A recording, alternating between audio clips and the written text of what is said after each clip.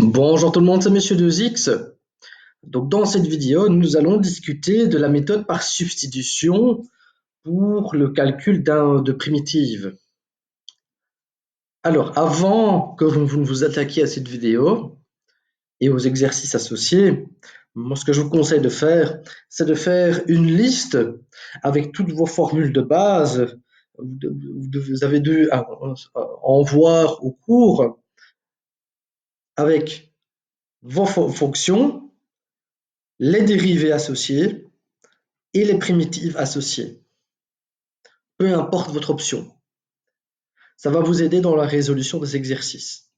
Le mieux, c'est de connaître naturellement ces formules par cœur pour aller plus vite.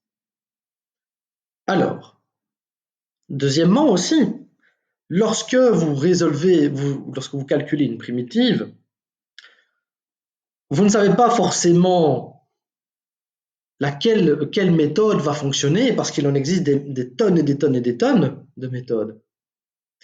Et donc, par rapport à ce qu'on est intéressé, mais moi, je vous conseille de faire de la manière suivante.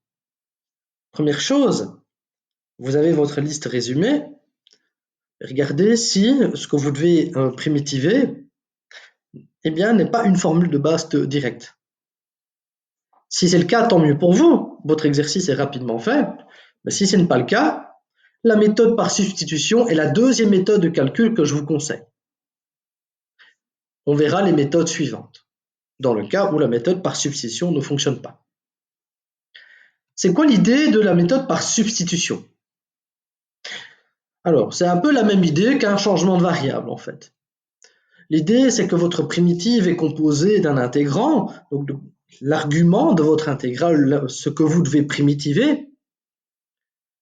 Et l'idée, c'est de remplacer une partie de cet intégrant par une nouvelle variable. Et suite à des manipulations algébriques, eh bien, vous transformez une primitive qui est compliquée en une primitive qui est très facile à calculer.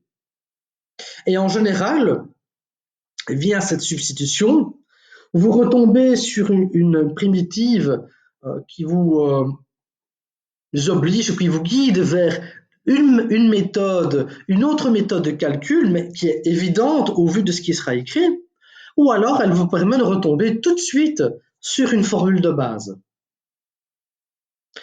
Alors l'idée, eh bien, se base sur le théorème suivant. Je vais y revenir tout de suite après, mais l'idée en fait de ce théorème, c'est quoi?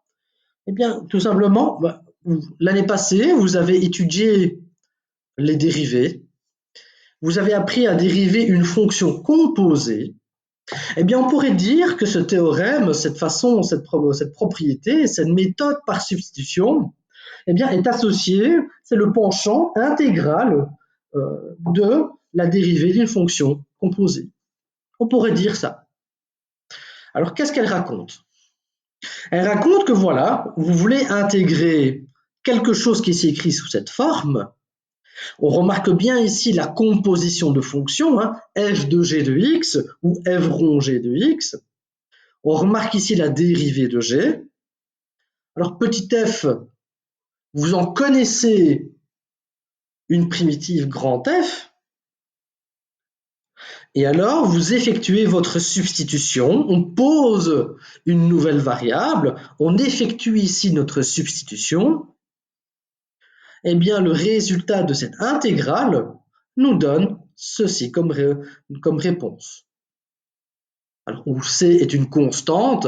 Alors, pourquoi cette constante est présente? Alors, il faut se rappeler que deux primitives d'une même fonction sont différentes à constante près.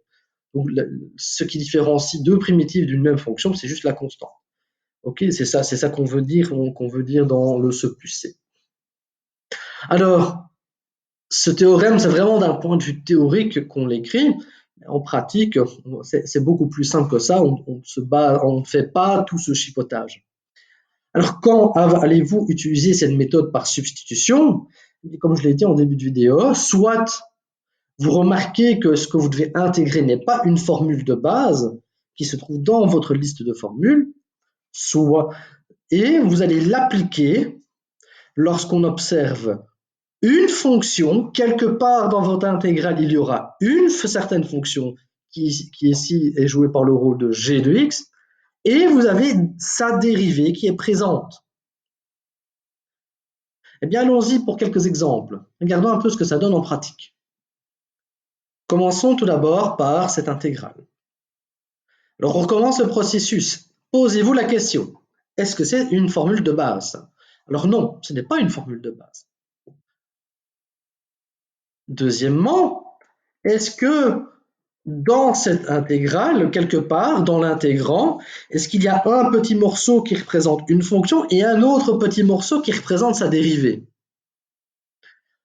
Alors là, oui. Là, c'est assez évident de remarquer qu'on a x carré et 2x. Et on sait que 2x, c'est la dérivée de x carré. Et donc, ce qu'on va poser comme notre changement de variable, enfin notre changement de variable, notre substitution, parce qu'il y a une légère nuance avec le changement de variable, j'en discuterai plus tard. On va poser notre fonction u comme notre x carré, et la dérivée de x carré, c'est bien 2x. Alors, malheureusement, on ne peut pas se limiter à effectuer uniquement un petit changement, une substitution comme ça. Pourquoi? On a aussi notre dx. Alors, il faut se rappeler d'où vient ce dx, cette notation dx. Et il faut se rappeler, j'en ferai une vidéo plus tard, ultérieurement, mais il faut se rappeler de comment on construit une intégrale. Une intégrale définie se construit comment? L'idée, c'est le but d'une intégrale définie, c'est de faire un calcul d'air,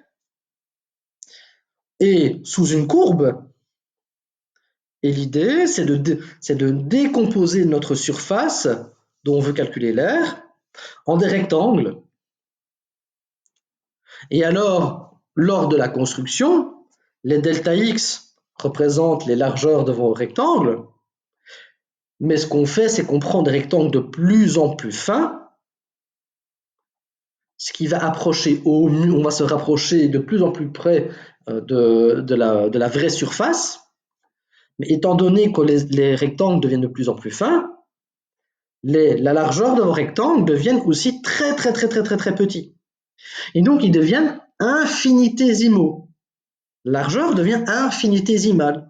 Et donc, on n'écrit plus delta x, mais on écrit dx. Le problème ici, vu qu'on fait une substitution, mais votre nouvelle variable dépend de x. Et vous, ce que vous voulez connaître, c'est que si vous allez faire un calcul de primitive dans une nouvelle variable, vous, ce que vous voulez savoir, c'est comment calculer ce du, cette différentielle, comme on appelle, ce du.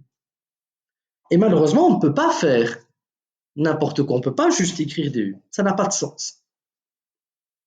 Et vu que votre u dépend de x, vu qu'on fait un changement de variable, notre du, lui, il va dépendre de dx. Et donc, il faut savoir comment calculer ce du, en fonction de dx. Alors, ce que je vais dire maintenant, mathématiquement, ce n'est pas forcément correct, bien que lorsqu'on fait des maths en première master, ces notions ont vraiment un sens profond, il y a vraiment un sens, mais dans secondaire, ce n'est pas vraiment aussi, ce n'est pas forcément correct, mais ça va vous permettre de savoir comment calculer ce du en fonction de dx. Et alors cette étape ici, eh bien, c'est l'étape préliminaire. Voilà, vous avez posé votre changement de variable, vous avez dérivé votre fonction u par rapport à x, ça vous donne 2x. Moi, ce que je suis intéressé, c'est ça, c'est du. Comment j'ai écrit du? Eh bien, on fait comme si j'avais une fraction ici, même si mathématiquement ce n'est pas forcément correct en soi, mais pour trouver ce que vaut du, ça fonctionne. Je considère ceci comme si c'était une fraction, et donc nous, vu qu'on est intéressé par ça, on va changer de membre le dénominateur. il va passer en multiplication de l'autre côté. Et donc, notre du sera égal à 2x fois dx. Je ferai une petite vidéo sur du, sur dx et pourquoi est-ce que ceci fonctionne. Et donc voilà, on a trouvé comment écrire du. Alors allons-y, on peut faire notre changement de variable et calculer notre primitive. Donc, x carré ici, c'est notre changement de variable, c'est u. Et remarquez que 2x dx, mais 2x dx, c'est égal à quoi? C'est égal à du. Et là, c'est génial parce qu'on est tombé sur une formule de base. L'ensemble des primitives de cosinus u, c'est sinus u, à constante près. On a terminé notre calcul de primitive. Et donc, moi, ce que je veux, c'est réécrire la solution en termes de notre variable x de départ, plus en termes de u. Et donc, je remplace de nouveau mon u par son expression en termes de x. Et donc, ça me fait sinus de x carré plus c dans R. Et là, notre exercice est terminé. Deuxième exemple. On recommence le processus. Est-ce une formule de base? Non. Est-ce qu'il y a une petite partie qui représente une fonction et est-ce qu'il y a une autre partie qui représente sa dérivée? Et là, oui, de nouveau. Remarquez que 2, c'est la dérivée de 2x plus 1. Et donc, nous, ce qu'on va faire, on va faire notre changement de variable. On va poser u comme étant 2x plus 1. Alors ici, je répète, peu importe la lettre que vous utilisez, U, P, T, K, V, Philippe, Pipo, on s'en fout, c'est peu importe la lettre. On dérive, la dérivée me donne bien 2, mais de nouveau, on ne peut pas uniquement se limiter à faire notre changement de variable, il faut aussi savoir comment on va calculer notre du en fonction de dx. Mais de nouveau, c'est cette écriture dérivée qui va nous aider. Et donc, si on suppose que cette écriture est une écriture fractionnaire, eh bien, on peut faire passer le dénominateur dans le membre de droite. Alors, de nouveau, je le rappelle, mathématiquement, ce n'est pas forcément correct, bien que lorsqu'on fait des maths supérieures, principalement de la géométrie, ce qu'on appelle de la géométrie différentielle, ces notions de du, dx ont leur définition propre. On peut les considérer comme des entités à part. Et là, je peux calculer ma primitive. 2x plus 1, c'est mon u, donc ça va me donner u exposant 4. Et 2 dx, c'est pour ça que je les ai mis tous les deux en bleu, 2 dx, c'est du. Et donc, on tombe sur une formule de base, c'est une primitive d'une puissance. Donc, ça nous donne ce résultat-ci. J'ai terminé mon calcul de primitive. Je réécris ma solution en termes de la variable x. Et ça me donne ce résultat. Prochain exemple. De nouveau, on reprend la méthodologie. Est-ce une formule de base? Non. Est-ce qu'il y a une fonction et sa dérivée qui sont présentes en même temps dans l'écriture de mon intégral, de mon intégrand ici? Oui, mais presque. C'est presque. Ce n'est pas tout à fait égal, mais c'est presque égal. Pourquoi? 2 est presque la dérivée de 3x plus 2. Alors, si on pose notre fonction u comme étant 3x plus 2, je sais que la dérivée de u par rapport à x, c'est 3. Donc, si on faisait comme avant, du, c'est 3 fois dx. Mais moi, ce qui est écrit dans mon intégrale, c'est 2 fois dx, pas 3 fois dx. Eh bien, on va effectuer un petit changement ici pour faire apparaître 2 ici. Et donc, par quoi dois-je multiplier 3 pour obtenir 2? Eh bien, 2 tiers. Ici, c'est comme si on a une égalité, c'est comme si on a une équation. Si je fais une modification d'un côté, je dois appliquer la même modification à gauche.